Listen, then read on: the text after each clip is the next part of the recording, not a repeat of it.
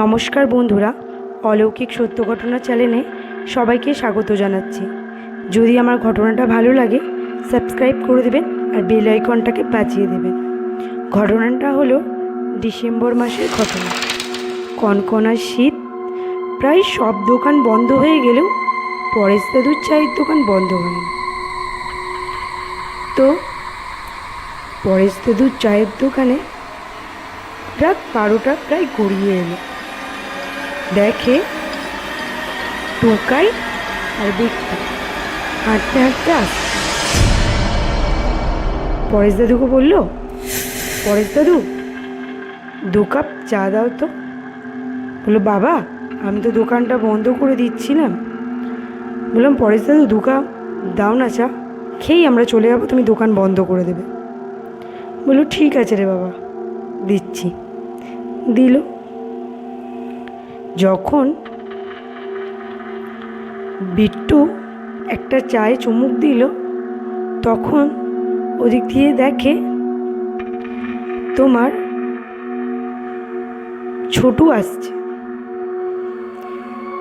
বলে, এই এত রাত্রে ছোটু দোকানে কি করতে আসছে? কী ব্যাপার গো? বলছি, কী রে, কী করছিস তোরা দোকানে? বলছি, আমরা ক্লাবে ছিলাম আড্ডা দিতে, দেখলাম পরেশ দাদুর চায়ের দোকান এখনও খোলা। ওই জন্য দুজনে চা খেতে চলে এলো। তুই এত রাত্রিরে? বলছে, আর বলিস না, পাশের পুকুরটায় খুব মাছ আছে, দিনের বেলায় তো ধরতে পারি না। বিট্টু বলছে, কেন দিনের বেলায় ধরতে পারিস না কেন?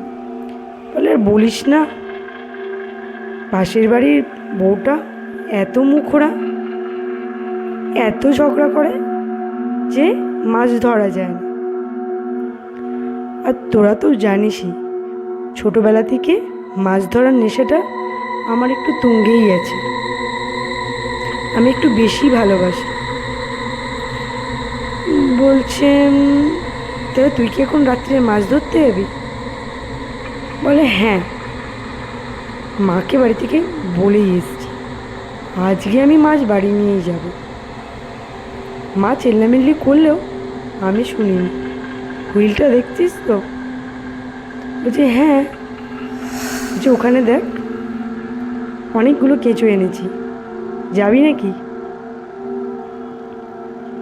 বললো, না, আমরা বাড়ি যাই, পরেশ দাদু চায়ের দোকান বন্ধ করবে।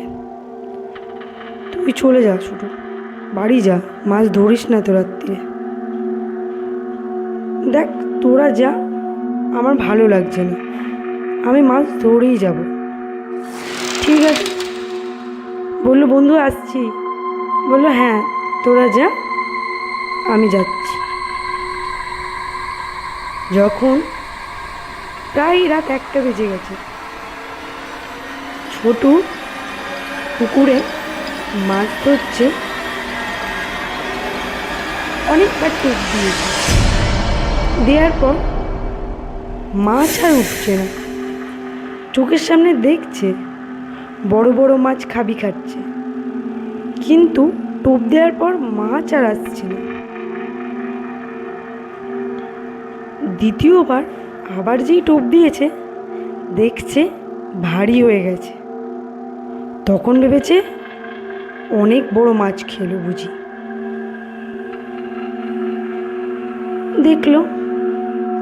দেখছে ওকে কেউ টেনে জলের তলায় নিয়ে চলে যাচ্ছে, মাছ আর উঠছে না।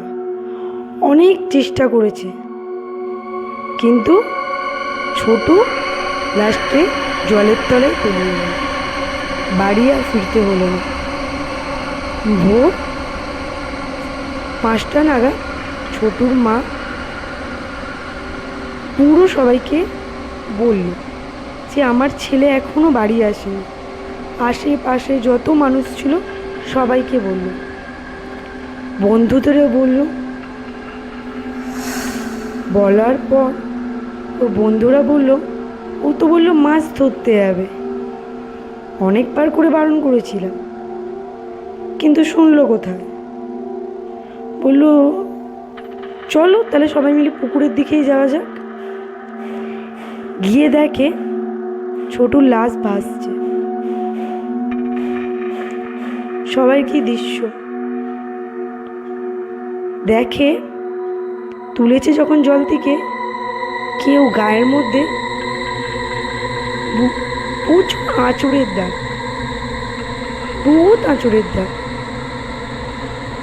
তো সবাই সেই সময় বুঝলো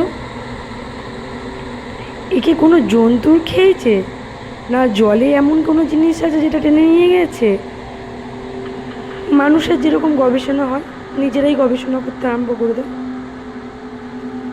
তারপর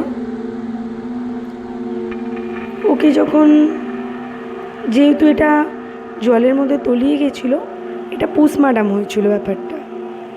পোস্টমর্টমের রিপোর্টে বেরিয়েছে কেউ আঘাত করেছে, অনবরত আঘাত করে মেরে দেওয়া হয়েছে ওকে। তো এইটা নিয়ে 2-3 মাস তদন্ত চলছে, এখনও কিছু কেউ জানতে পারেনি কি করে মারা গেছে।